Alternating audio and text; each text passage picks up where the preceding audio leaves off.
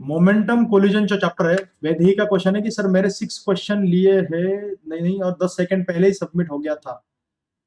तो अरे वो ऐप की दिक्कत है, तो यार उसको रिजॉल्व करना तो बड़ी मुश्किल की बात है यार। हाँ?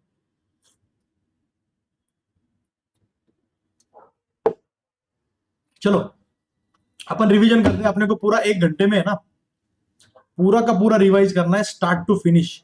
मोमेंटम कोलिजन में आप जो कुछ ऑलरेडी पढ़ चुके हो, तो आप लोगों को क्या करना है, देखो हाँ, आप लोगों का क्या काम है इस लेक्चर में। इस लेक्चर में आप लोगों का काम है जस्ट कीप वॉचिंग, बस देखते रहो लेक्चर को। ठीक है, बस लेक्चर को देखते रहो, और जो जहां पे तुम्हें लगता है कि कुछ इंपॉर्टेंट पॉइंट आ गया, इंटरेस्टिंग पॉइंट आ गया, तो उसको नोट करना है तो नोट कर लो। You just sit, relax and just watch. मैं रिवाइज करता रहूंगा। अगर तुमको कोई इनपुट देना है, आपको कुछ बात करनी है, तो आप अनम्यूट करके मेरे साथ डायरेक्टली बात भी कर सकते हो। Okay, so just watch, lecture देखो बस। ओके, इंपॉर्टेंट पॉइंट लगे तो लिख लो, नहीं तो बस देखते रहो बस। लीस्ट एफर्ट, मिनिमम एफर्ट लेना आप लोगों को। You just have to keep watching. देखो भाई, मोमेंटम कोलिजन का जो रिवीजन है, सबसे पहले कोलिजन का मतलब क्या है, एकदम बेसिक से शुरू जा रहा हूं मैं। कोलिजन का मतलब है जब दो ऑब्जेक्ट किसी एक पॉइंट पे एक ही टाइम पे आने की कोशिश करते हैं। जैसे ये ऑब्जेक्ट यहां पे जाने की कोशिश कर रहा है। हाँ बेटा, you want to say something Shrikant? Okay, अगर एक ही ऑब्जेक्ट एक ही टाइम पे, दो ऑब्जेक्ट एक ही टाइम पे एक ही पोजीशन पे आने की कोशिश करे, एक ही पोजीशन पे आने की कोशिश करे, तो समझ जाओ कि वहां पे कोलिजन होने वाला है। वो दो ऑब्जेक्ट का एक दूसरे के साथ क्या होगा, कोलिजन होगा। दो ऑब्जेक्ट का एक दूसरे के साथ कोलिजन हो जाएगा। अब कोलिजन जो है ना, सबसे पहले तो आपको ये दोनों तरीकों में कोलिजन देखना पड़ता है। एक जो एक सेम लाइन पे कोलिजन होता है, और एक ऑब्लिक कोलिजन होता है। तो सबसे इंपॉर्टेंट तो आपके लिए सेम लाइन पे जो कोलिजन होता है वो है। Most important collision for you is a collision happening on the same line, right. जो ऑब्लिक कोलिजन है वो अपन लास्ट में देखेंगे। अब देखो, दो जो अब कोलिजन के एक्सट्रीम ने दो टाइप्स है। दो टाइप्स कौन से, या तो कोलिजन परफेक्टली इलास्टिक हो सकता है, या कोलिजन परफेक्टली इनइलास्टिक हो सकता है।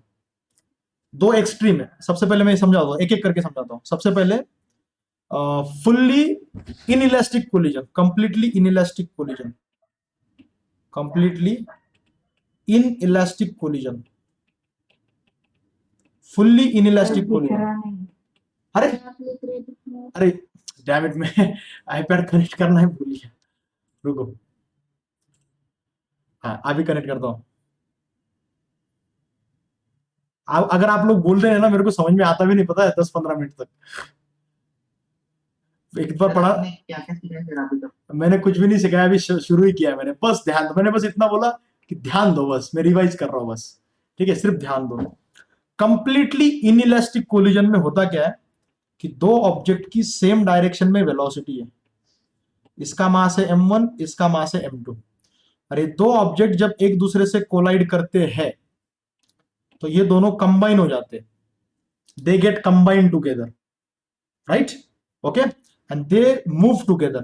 So after collision, if the two objects get combined and start moving together, we call it fully inelastic collision or completely inelastic collision.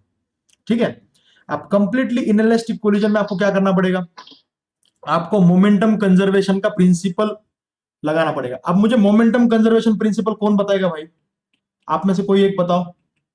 What is momentum conservation? नहीं, मुझे words में बताओ यार कि momentum conservation का मतलब क्या है। मतलब मैं जैसे इमेजिन करो, momentum of the system before the collision is always equal to momentum after the collision. मतलब कोलिजन बिफोर कोलिजन जो मोमेंटम होता है, वही आफ्टर कोलिजन होता है। m1 u1 plus m2 u2 is equals to m1 v1 plus m2 v2। All conditions में, all conditions में हमेशा हमेशा ऐसा होता है क्या? हमेशा इनिशियल मोमेंटम फाइनल मोमेंटम के बराबर होता है क्या? हमेशा, ऑलवेज? परफेक्टली इलास्टिक में। तो इनइलास्टिक में नहीं होता ना ऐसे? इलास्टिक में सर वो अपना तो सब में मोमेंटम कंजर्व तो होता है। सब में मोमेंटम कंजर्व होता है। अरे तुम फिर बदल गए यार, अब तुम बोल रहे हो कि सब में मोमेंटम कंजर्व होता है। सब में कैसे होगा यार? तुम सोचो ना, सब में कैसे होगा? सर सब में मोमेंटम कंजर्व होता है सर। सब में मोमेंटम कंजर्व होता है, ठीक है? हमेशा, हमेशा चाहे कुछ भी हो, हमेशा। हाँ सर। सर अगर नॉन कंजर्वेटिव फोर्स है तो अब तुमने एक नया वर्ड यूज किया, नॉन कंजर्वेटिव फोर्स रहे तो। अब नॉन कंजर्वेटिव फोर्स रहे ना रहे, इसका किसका क्या रिलेशन है, मतलब क्या कनेक्शन है? देखो अभी मैं बता रहा हूं, अभी ध्यान दो, इंपॉर्टेंट पॉइंट है। मोमेंटम कंजर्वेशन प्रिंसिपल ये नहीं है कि momentum before collision is equal to momentum after collision. यार ये तो इसका एक कॉन्सिक्वेंस हो गया, एक पॉइंट हो गया बस उसका। एक्चुअल मोमेंटम कंजर्वेशन प्रिंसिपल ये है कि in the absence of external forces, ये बहुत इंपॉर्टेंट पॉइंट है, in the absence of external forces, मतलब अगर कोई एक्सटर्नल फोर्स नहीं है, in the absence of external forces, the momentum of a system of particles, the momentum of a system of particles remains constant। ये तुम भूल गए, ये तुम ऊपर का जो मैंने अंडरलाइन किया ना, ये पार्ट तुम भूल गए, जो कि सबसे इंपॉर्टेंट पार्ट है। In the absence of external forces, अगर एक्सटर्नल फोर्सेस नहीं है तो सिस्टम का मोमेंटम कंजर्व होता है। और ये पता है कहां से आता है? ये न्यूटन के सेकंड लॉ से आता है। Do you remember Newton second law? Net external force equal to rate of change of momentum. Net external force is equal to rate of change of momentum. तो अगर एक्सटर्नल फोर्स अगर तुम्हारा zero होगा तो rate of change of momentum भी zero होगा। और अगर rate of change of momentum zero है, अब तुम मुझे बताओ किस चीज का रेट जीरो होता है? कौन से चीज का रेट जीरो होता है? जो चीज कांस्टेंट है उसका रेट जीरो होता है ना। एम आई राइट ईशा, अदिति? क्या मैंने सही बोला है कि नहीं? Yes sir. तो इसका मतलब मोमेंटम कांस्टेंट है, मतलब अगर ये फॉलो होगा, अगर एक्सटर्नल फोर्स जीरो होगा तो मोमेंटम कांस्टेंट रहता है। अगर एक्सटर्नल फोर्स, इस पे तुमने ऐसे क्वेश्चंस किए होंगे, देखो तुमने ये गन के क्वेश्चन किए होंगे, रिकॉइल वेलोसिटी याद है? तुमने एक बुलेट फायर की, तो लेटस से गन का मास कैपिटल एम है, बुलेट का मास स्मॉल एम है। तो बुलेट की वेलोसिटी अगर यू है तो गन थोड़ा सा पीछे धक्का खाएगी ना। गन थोड़ी सी पीछे धक्का खाएगी कि नहीं खाएगी? डेफिनेटली खाएगी। खाएगी कि नहीं खाएगी? खाएगी। क्यों खाएगी? क्योंकि बुलेट फायर करने से पहले मोमेंटम जीरो था, तो बुलेट फायर करने के बाद भी मोमेंटम जीरो होना चाहिए। क्यों? क्योंकि इसके ऊपर कोई एक्सटर्नल फोर्स नहीं है। क्योंकि इसके ऊपर कोई एक्सटर्नल फोर्स नहीं है, तो फिर फाइनल मोमेंटम कैसे आएगा? इसका मोमेंटम आएगा mu, क्योंकि ये फॉरवर्ड है इसलिए ये प्लस रहेगा, capital M V. V is the recoil velocity, जाएगा माइनस एम वी। माइनस क्यों? क्योंकि वी बैकवर्ड है, रिकॉइल है ना वो। तो क्वेश्चन क्या पूछते हैं एग्जाम में कि रिकॉइल वेलोसिटी कितनी बताओ, तो ये टोटल जीरो आना चाहिए। तो M U equal to capital M V आएगा, तो वी इक्वल टू आएगा small M U upon capital M. ये रिकॉइल वेलोसिटी है। समझ में आ रहा है? ठीक है। तनिष्क पूछ रहा है कि सर हमें इसके नोट्स निकालने चाहिए क्या? बेटा अगर तुमने इसके ऑलरेडी नोट्स निकाले हुए तो तुम्हें जो पॉइंट इंपॉर्टेंट लगता है उसको नोट करो बस, बाकी तुम सिर्फ ध्यान दो।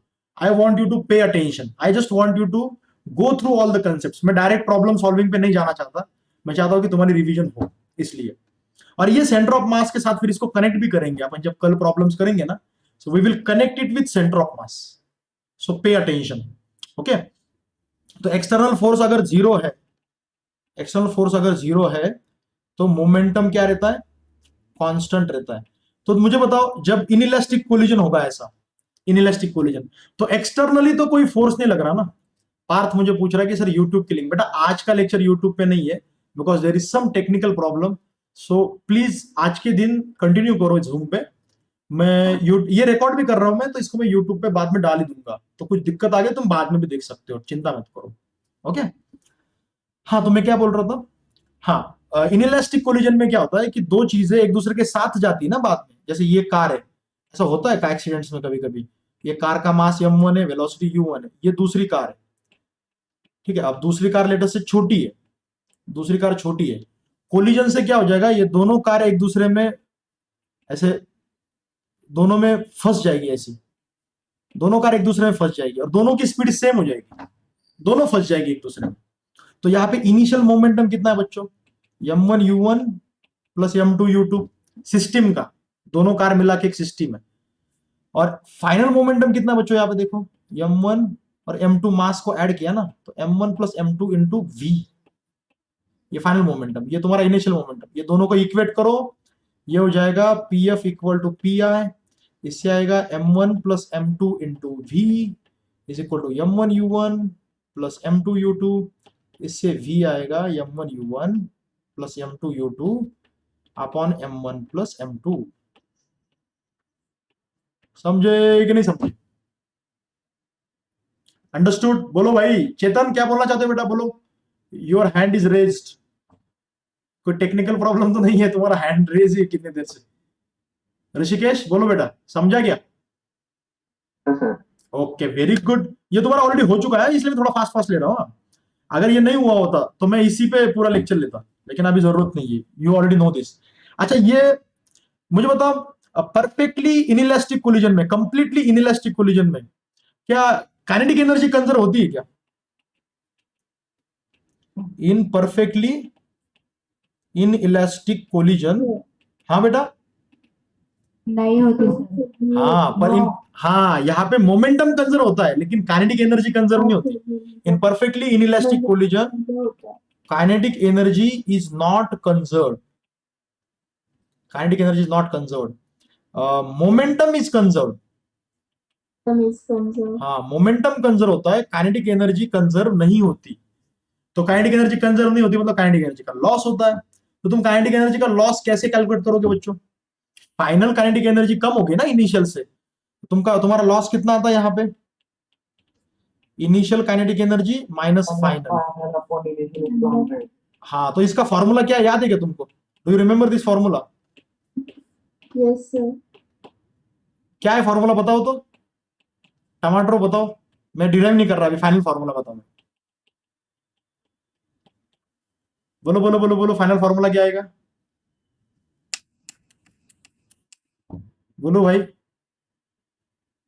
1 is equal to m1 minus m2 v1 u1 plus m2 v2 u2 by m1 plus m2।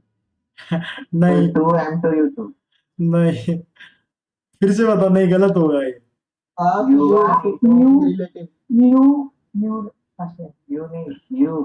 u into minus m2 actually नहीं, रुको रुको रुको, वंश म्यू बोल रहा है ना, तो वंश को म्यू का मतलब नहीं पता। वंश म्यू का मतलब क्या बेटा, what is mu, what is mu?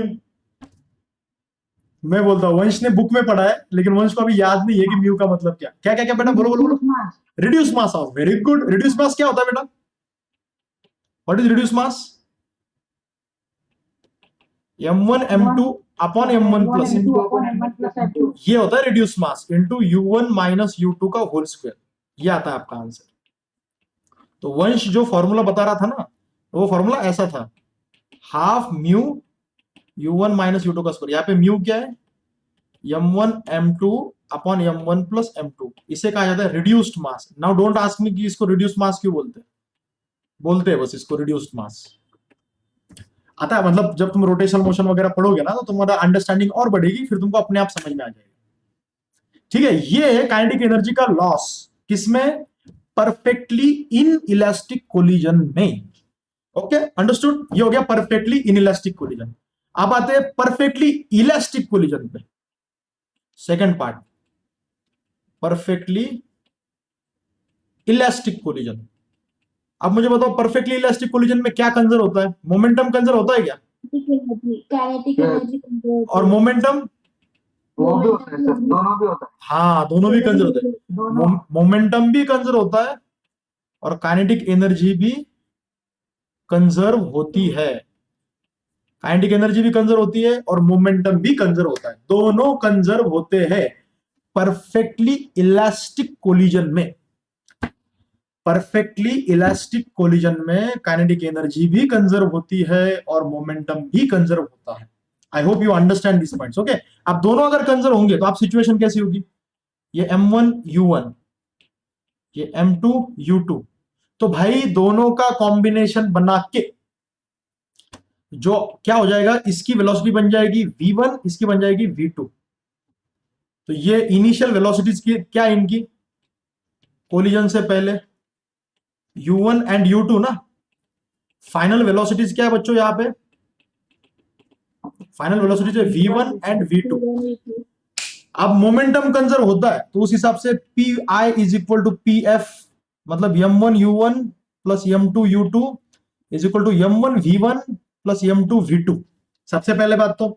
और काइनेटिक एनर्जी भी कंजर्व होती है तो kei इक्वल टू kef, तो ये हो जाएगा half m1 u1 square plus half m2 u2 square is equal to half m1 v1 square plus half m2 v2 square.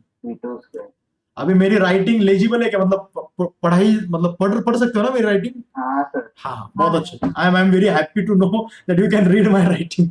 Okay, Rutuja पूछ रही कि सर यूट्यूब लिंक फिर से। बेटा ऋतुजा, वो यूट्यूब पे आज थोड़ा सा टेक्निकल प्रॉब्लम है, कल आपको यूट्यूब कल से हो जाएगा, लेकिन आज मैं रिकॉर्ड कर रहा हूँ, बाद में मैं अपलोड कर दूंगा बेटा। अच्छा, ये दो इक्वेशन से अपन कुछ फॉर्मूले डिराइव करते हैं, तो इसमें इंपॉर्टेंट फॉर्मूले कौन से, तो वो मैं आपको बोल देता हूं। हाँ, इंपॉर्टेंट फॉर्मूले कौन से। सबसे पहला इंपॉर्टेंट फॉर्मूला जो आपके जहन में होना चाहिए, जो आपके दिमाग में पक्का फिट हो जाना चाहिए, क्योंकि उसके बिना इसके क्वेश्चन सॉल्व ही नहीं होते, वो फॉर्मूला है relative velocity before collision equal to relative velocity after collision. Relative velocity before collision is equal to relative velocity after collision। अच्छा, मुझे बताओ ये हुआ है क्या पहले? इसका मतलब हाँ, ये हुआ है, डेफिनेटली हुआ होगा ये, क्योंकि बहुत इंपॉर्टेंट फॉर्मूला है ये। रिलेटिव वेलोसिटी बिफोर कोलिजन और रिलेटिव वेलोसिटी आफ्टर कोलिजन का मतलब होगा कि u1 minus u2 before collision, और उसके बाद आफ्टर कोलिजन हो जाएगा, आफ्टर कोलिजन क्या हो जाएगा, v2 माइनस v1। अच्छा, इसको कुछ तो भी नाम दिया था, याद है क्या तुमको? हाँ sir. Relative velocity of approach is equal to relative velocity of separation. Correct, इसको बोलते हैं velocity of approach. Velocity of approach, इसको बोलते हैं velocity of separation. Velocity of approach and velocity of separation एक दूसरे के इक्वल होते हैं। वेलोसिटी ऑफ अप्रोच मतलब जितने वेलोसिटी से दोनों एक दूसरे के पास आ रहे, उतनी वेलोसिटी से दोनों एक दूसरे से दूर दूर दूर दूर जाएंगे। मुद्दे की बात समझ में आ गई तुम लोगों को? अंडरस्टूड? ये बहुत इंपॉर्टेंट फॉर्मूला है, इसका बहुत यूज होगा ये वाला। एक और फॉर्मूला है, एनर्जी कंजर्वेशन होता है यहाँ पे, एक मतलब एक नहीं दो है वो। ये v1 v2 का फॉर्मूला याद है क्या तुम लोगों को? बताओ। M1 minus m2 u1 plus 2 u2 upon m1 plus twice of m2 u2 upon m1 plus m2 plus m1 minus m2 upon m1 plus m2 into u1। Similarly v2 निकालने के लिए 2 और 1 को रिप्लेस करो, twice of m1 u1 upon m1 plus m2 plus इधर भी m1 है पहले, इधर m2 आएगा, m2 minus m1 plus m2 into u2। ये भी बहुत इंपॉर्टेंट फॉर्मूले है भाई। अब मैं डेरिवेशन इसलिए नहीं बता रहा क्योंकि डेरिवेशन आपके ऑलरेडी हो चुके हैं, मैं आपको सिर्फ फॉर्मूले याद दिला रहा हूं। ये बहुत ही इंपॉर्टेंट फॉर्मूले है, बहुत ही इंपॉर्टेंट। इसमें से एक भी याद रखोगे, दूसरा अपने आप याद रह जाता है। आपको दोनों फॉर्मूले अलग से याद रखने की जरूरत नहीं है, पहला याद रह गया, दूसरा अपने आप याद रह गया। 1 को 2 करो, 2 को 1 करो, ठीक है। अच्छा, इसमें कुछ इंटरेस्टिंग कंडीशंस, इसमें लॉस ऑफ एनर्जी नहीं है ना, काइनेटिक एनर्जी का लॉस क्या है, इसमें 0 है। तो कुछ सिचुएशंस ऐसी है जो बार बार आती रहती है, कुछ स्पेसिफिक सिचुएशंस। तो वो मैं स्पेसिफिक सिचुएशन एक बार रिवाइज कर लेता हूं। ये बहुत कॉमन है स्पेसिफिक सिचुएशन। अगर ये आ गई तो तुम्हें इमीडिएटली याद आना चाहिए कि अरे हाँ इसके बारे में ऑलरेडी डिस्कशन हुआ था। जैसे ऐसी सिचुएशन हो सकती है कि बोथ मासेस आर इक्वल। क्या ऐसी सिचुएशन पॉसिबल है? दो मासेस इक्वल हो सकते हैं ना? Yes, sir. तो याद करो, दो मासेस इक्वल होंगे तो क्या होता है, याद करो। तो उनकी स्पीड इंटरचेंज हो जाती है। Very good very good. दोनों की स्पीड क्या हो जाती है? इंटरचेंज हो जाती है। Interchange. मतलब इसकी u1 है, इसकी u2 है। आफ्टर कोलिजन क्या हो जाएगा? आफ्टर कोलिजन m1 m2 मास, इसकी v1 v2, तो ये v1 क्या होगी? u2, और v2 क्या होगी? u1। U1. Velocities are interchange. पहले की वेलोसिटी दूसरे को मिलती है, दूसरे की वेलोसिटी पहले को मिलती है। वेलोसिटीज आर इंटरचेंज्ड,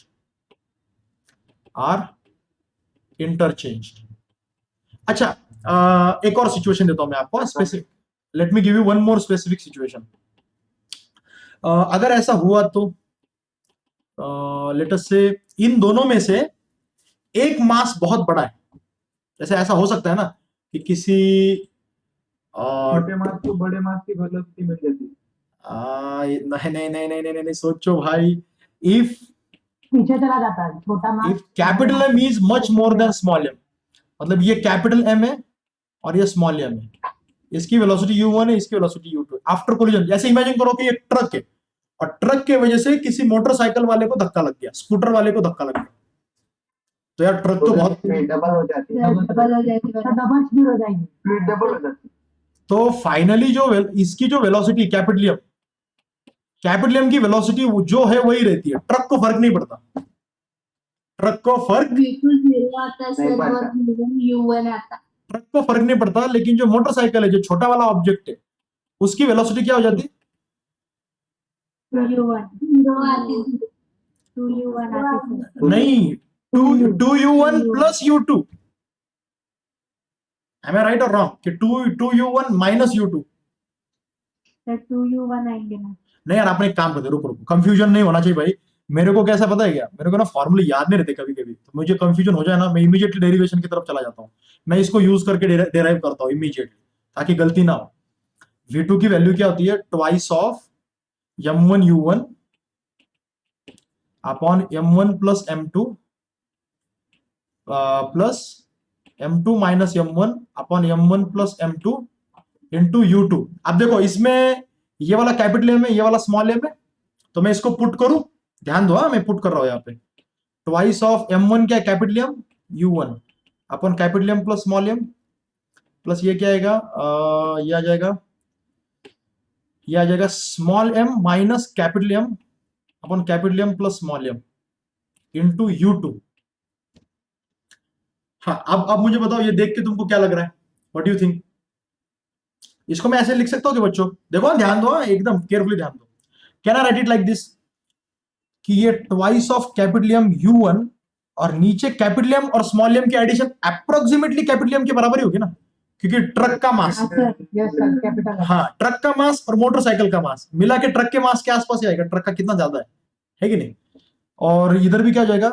ये स्मॉल m मैं क्या कर रहा हूँ? स्मॉल m को निग्लेक्ट ही कर रहा हूँ। स्मॉल m बहुत छोटा है, स्मॉल m को मैं निग्लेक्ट कर रहा हूँ, बहुत छोटा है small m। Capital M by capital M into u2, minus u2। देखो ये कैंसिल हो जाएगा, ये आएगा twice of u1 minus u2। हाँ, इसका मतलब मेरा शक सही था, मैंने जो फॉर्मूला लिखा वो गलत लिखा, यहाँ पे माइनस u2 आना चाहिए। ये आती है मोटरसाइकिल वाले की, ये वेलोसिटी आएगी twice of u1 minus u2। समझे क्या भाई? डायग्राम भी देख लो केयरफुली। अगर तुम लोगों के पास ये फॉर्मूले ऑलरेडी नहीं है तो मैं आपसे कहूंगा कि इनको लिख लो, अच्छा रहेगा, ठीक है? और एक स्पेसिफिक सिचुएशन समझा ऐसा हुआ, जो इसीलिए मैं आपको बोलता हूं, इसीलिए देखो ये बहुत इंपॉर्टेंट है। इमेजिन करो मोटरसाइकिल पे ऐसे एक्सीडेंट पहले भी हुए हैं, कि मोटरसाइकिल कोई लेके कोई सिग्नल पे खड़ा है, लेटेस्ट से सिग्नल पे खड़ा है, तो उसकी u2 वेलोसिटी क्या हो जाएगी? प्रथमेश क्या होगी बेटा? ऋषिकेश? 0, क्योंकि वो खड़ा है वहां पे, राइट? तो, लेकिन पीछे से ट्रक भी आ रहा था पीछे से, लेकिन ट्रक का ब्रेक थोड़ा देर से लग गया, तो ट्रक का धक्का लगेगा ना मोटरसाइकिल वाले को, ठीक है? Yes, तो sir. लेट अस से ट्रक की स्पीड कमी थी, लेट से ट्रक की स्पीड थी 25 kilometre per hour, 30 kilometre per hour. अब 25-30 की स्पीड तो कम ही है ना, इतनी ज्यादा भी तो नहीं है, ठीक है। 25 ट्रक के लिए ज्यादा हो गई, लेकिन 25-30 की स्पीड है। तो मुझे बताओ मोटरसाइकिल की स्पीड इस फॉर्मूले से क्या आएगी? 2u1. 2u1. 2u1 minus u2, u2 तो जीरो है ना, ट्वाइस ना, ट्वाइस। मतलब Yes, 25 के स्पीड से अगर ट्रक ने धक्का दिया, कितने स्पीड से? 25, 50 की स्पीड से दूर जाएगा. वो 50 के स्पीड से आगे जाएगा, एकदम उड़ जाएगा वो सीधा 50 के स्पीड से। समझ रहे हो क्या? डबल स्पीड से आगे जाए। इसीलिए भाई जो बड़े बड़े बड़े व्हीकल होते हैं ना, ट्रक हो, बस हो, इनके नजदीक से जब तुम गाड़ी चला रहे हो तो थोड़ा डिस्टेंस रख के ही गाड़ी चलानी चाहिए, क्योंकि इनका थोड़ा सा धक्का भी अगर लग गया तो उनको फर्क नहीं पड़ता, उनके वेलोसिटी को, उनकी डबल वेलोसिटी तुमको मिल जाती है। वो 25 के स्पीड से भी धक्का लग गया उनका, तुम 50 की स्पीड से उड़ जाओगे आगे। इसलिए लोग जब भी कार गाड़ी वगैरह चलाते हैं ना, तो अगर एसटी वगैरह दिख जाए या फिर ट्रक वगैरह कोई दिख जाए कि ये बहुत फास्ट चला रहा है, तो लोग उससे दूर ही रहते हैं, रास्ता खाली कर देते हैं बिल्कुल। तू निकल भाई, तेरा धक्का वाला भाई धक्का नहीं लगना चाहिए, क्योंकि थोड़ा सा धक्का भी बहुत खतरनाक हो सकता है।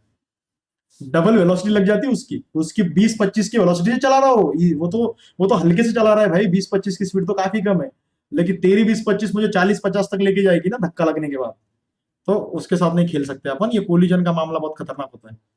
समझ में आ गया सबको? तो ये सेकंड सिचुएशन है, बहुत कॉमन सिचुएशन। एक और सिचुएशन बहुत कॉमन होती है, देखो अगर ऐसा हुआ तो ये वॉल है और वॉल पे ये चीज टकरा गई तो u वेलोसिटी से, फिर से वेलोसिटी से वापस जाएगी. हाँ वॉल का मतलब वॉल का मास इनफाइनाइट है ना, उसका इनर्शिया इनफाइनाइट है ना, वॉल का इनर्शिया इनफाइनाइट है। वॉल मतलब फिक्स है, वॉल का मतलब फिक्स। तो ये क्या होगा, इसको कोलाइड होगा और उसी वेलोसिटी से वापस जाएगा, कोलिजन होके उसी वेलोसिटी से वापस जाएगा। ये तो बहुत कॉमन सिचुएशन है, ठीक है। वेदिका बोल रही है सुरक्षित अंतर ठेवणे, बरोबर, सुरक्षित अंतर ठेवणे अतिशय महत्वाचे आहे। प्रॅक्टिकली ये कंडिशन थोड़ी पॉसिबल नहीं लगती सर. कौन सी बेटा? अगर अपन ने बॉल अगर मारा वॉल पर तो रिटर्न थोड़ी उतने स्पीड से थोड़ी कम होती सर स्पीड उसकी. उसका रीजन ये है क्योंकि वो परफेक्टली इलास्टिक कोलिजन नहीं होता, वो पार्शियली इलास्टिक होता है। क्या बोला मैंने? बॉल थोड़ा एब्जॉर्ब कर लेती ना. हाँ, थोड़ा काइनेटिक एनर्जी एब्जॉर्ब कर लेती, उसको कहा जाता है पार्शियली। वो हमें आगे देखना है, वो हमारा तीसरा पार्ट है, partially elastic collision. Partially elastic collision. अब ये ना परफेक्टली इलास्टिक है, ना ही ये परफेक्टली इन इलास्टिक है, ये पार्शियली इलास्टिक है। इसको कभी कभी आसान भाषा में सिर्फ इन इलास्टिक कहा जाता है, इन इलास्टिक कहा जाता है। इसको सिंपल भाषा में, आसान भाषा में इन इलास्टिक कहा जाता है। समझ में आया क्या? तो बहुत से बच्चों की देखो, तुमको मैं पहले बता रहा हूं, तुम ये बहुत गड़बड़ करते हो आगे जाके। हाँ, तुमको सिर्फ इनइलास्टिक बोला कि तुम दिमाग में सोचने लगते हो परफेक्टली इनइलास्टिक है। परफेक्टली इनइलास्टिक और सिर्फ इनइलास्टिक में फर्क है। परफेक्टली इनइलास्टिक और सिर्फ इलास्टिक में फर्क है, सिर्फ इनइलास्टिक में फर्क है। Am I right or wrong? Yes or no? बोलो भाई, कोई तो बोलो, डेफिनेटली फास्ट बोलो। Yes, sir. हाँ, तो दोनों को कंफ्यूज नहीं करोगे ना तुम? परफेक्टली इनइलास्टिक और सिर्फ इनइलास्टिक को कंफ्यूज करोगे क्या? नहीं। Right, sir. अभी देखो, पार्शियली इलास्टिक में क्या होता है? Momentum is conserved, momentum is conserved, some kinetic energy is lost. कुछ काइनेटिक एनर्जी का लॉस होता है, थोड़ा बहुत काइनेटिक एनर्जी का लॉस होता है।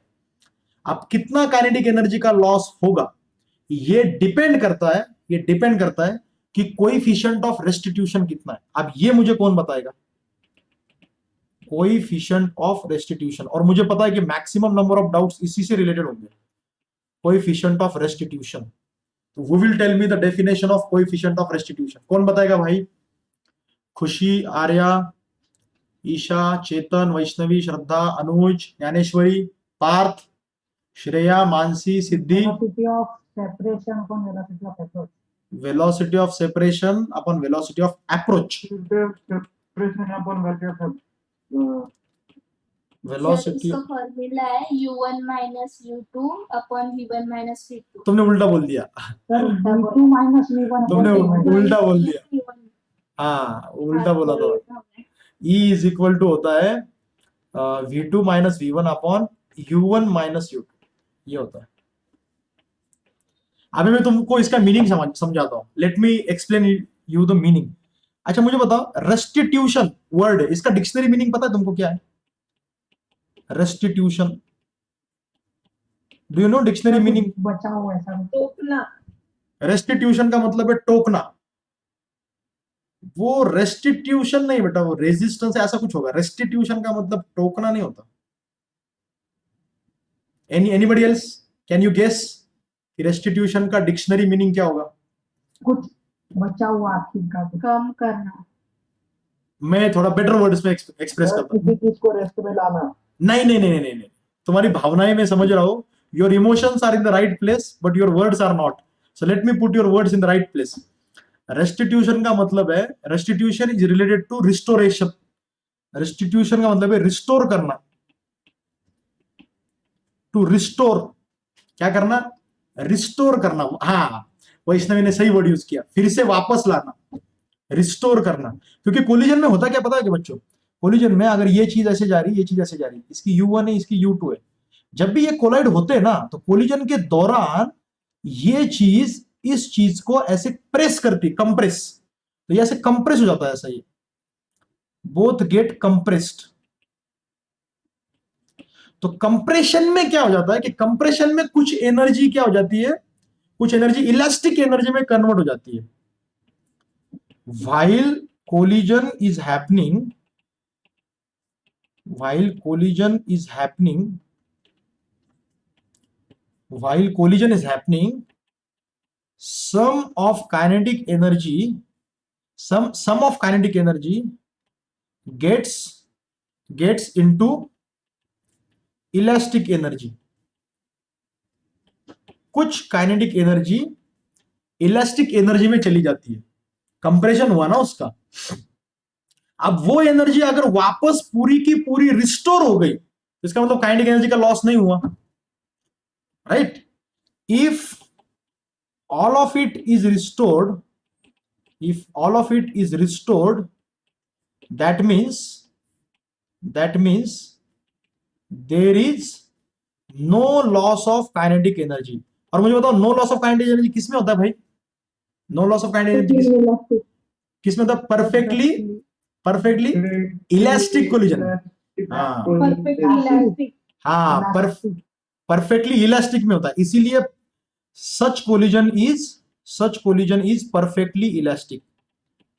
such collision is perfectly elastic। ऐसा कोलिजन परफेक्टली इलास्टिक होता है, और इसलिए ऐसे कोलिजन में कोएफिशिएंट ऑफ रेस्टिट्यूशन होता है E इज इक्वल टू 1। क्योंकि तुमने पूरा का पूरा रिस्टोर किया ना, तुमने पूरा का पूरा रिस्टोर किया, इसलिए कोएफिशिएंट ऑफ रेस्टिट्यूशन 1 है। पूरा रिस्टोर हो जाता है, कुछ लॉस नहीं होता, कुछ लॉस नहीं होता। और अगर पूरा का पूरा लॉस हो गया तो if all of elastic energy is lost in heat, तो ऐसे कोलिजन को क्या बोलते हैं? such collision, inelastic। हाँ, such collision is called as perfectly inelastic। तो इसमें E की वैल्यू क्या होगी? 0। इसमें E की वैल्यू होगी 0। कुछ भी रिस्टोर नहीं हो रहा, कुछ भी रिस्टोर नहीं हो रहा। इसका मतलब E की वैल्यू हमेशा 1 और 0 के बीच में होती है। अब कितनी एनर्जी रिस्टोर होगी इस पे डिपेंड करेगा कि E की वैल्यू कितनी आएगी। अब इसका मतलब ये मत समझो कि आधी एनर्जी रिस्टोर हो गई तो E हाफ आएगा, ऐसा नहीं होता। आधी एनर्जी रिस्टोर हुई तो E हाफ नहीं रहता। डू नॉट थिंक दैट ना, तो बस तुमको उल्टा ऐसा इंप्रेशन आ जाएगा, अरे सर तुमने तो बोला था कि जितना रिस्टोर होता है उस हिसाब से E आता है, तो आधी एनर्जी अगर रिस्टोर हो गई तो तुम उसको E को हाफ नहीं बोल सकते क्या? ना ना ना, E का रिलेशन एक्चुअली काइनेटिक एनर्जी से कम, E का रिलेशन इससे ज्यादा लगता है। Relative velocity before collision and after collision. मतलब कोलिजन के पहले कितना फर्क था, कोलिजन के बाद कितना फर्क है? कोलिजन के पहले 10 का फर्क था, कोलिजन के बाद सिर्फ 5 का ही फर्क है, तो फिर ई हो गया हाफ। कोलिजन के पहले 10 का फर्क था, फिर कोलिजन के बाद 0 फर्क है, दोनों एक दूसरे के साथ साथ जा रहे, परफेक्टली इनइलास्टिक हो गया, उसमें ई 0 हो जाएगा। ई कब 0 होता है, कब 1 होता है, और कब 0 और 1 के बीच में होता है, इसको समझ लो।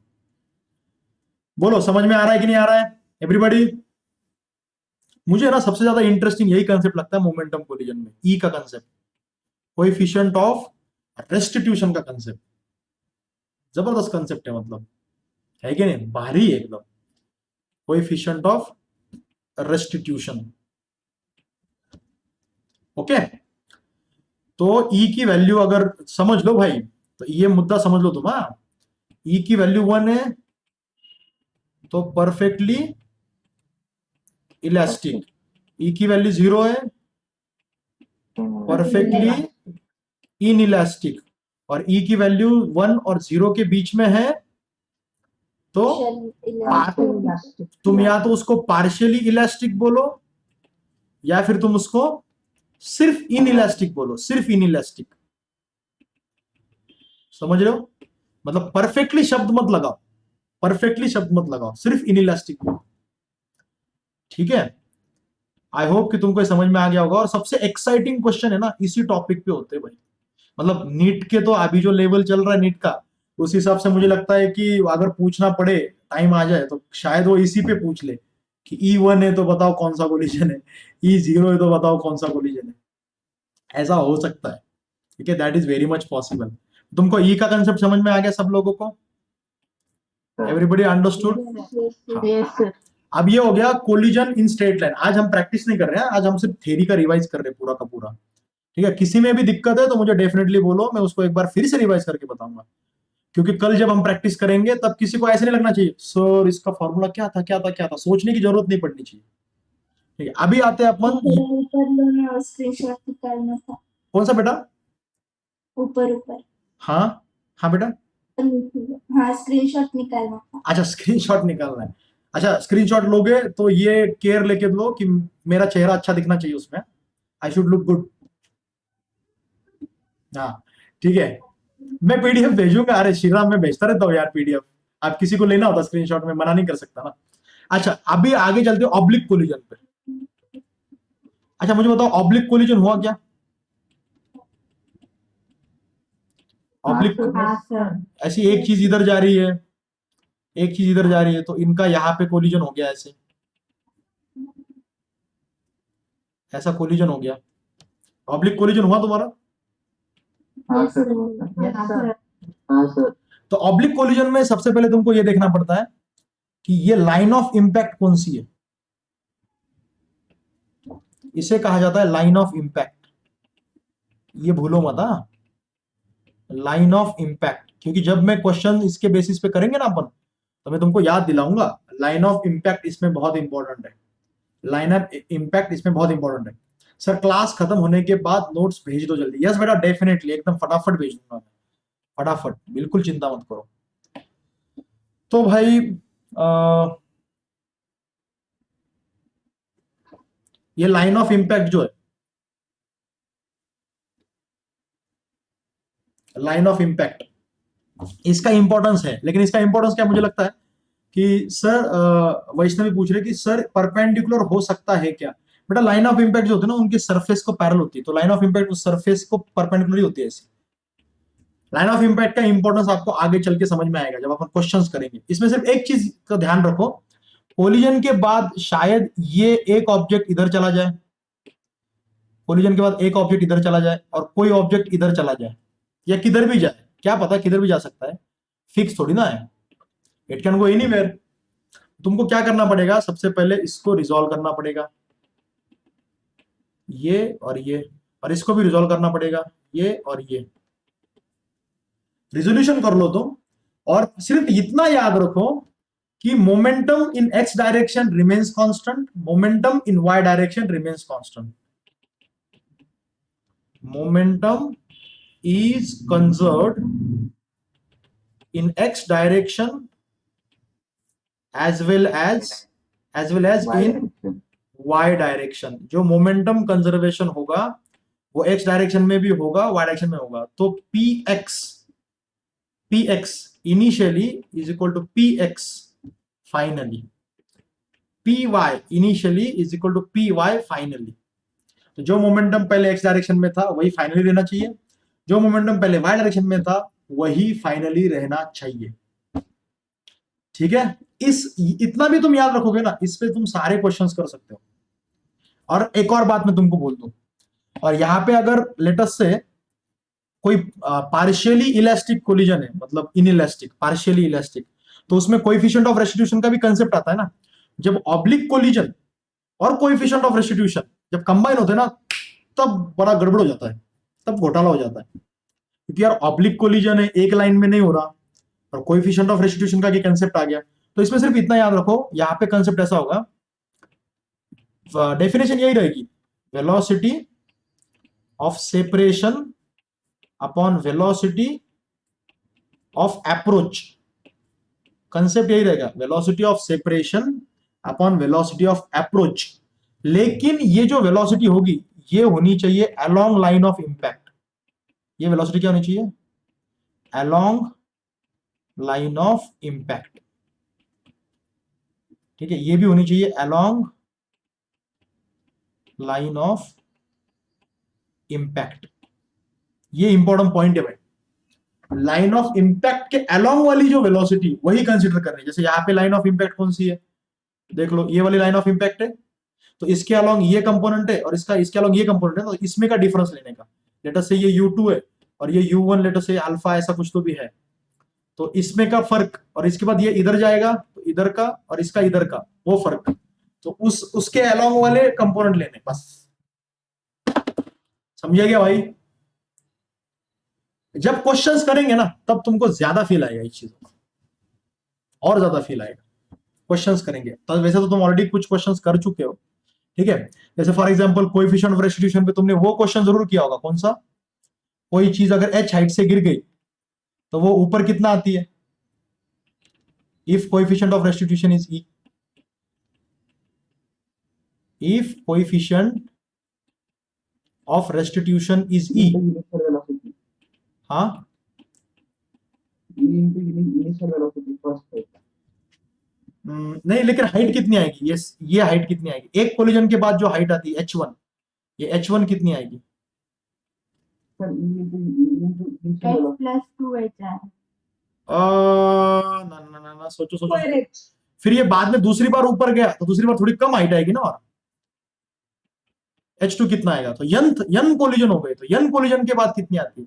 तो मुझे किसने अभी बोला था, अभी बोलो किसी ने तो भी जोर से आंसर दिया था। 2 square into a upon 1 minus after one collision, मतलब वन बाउंस, सॉरी कोलिजन नहीं, मैं लिखता हूं यहाँ पे बाउंस।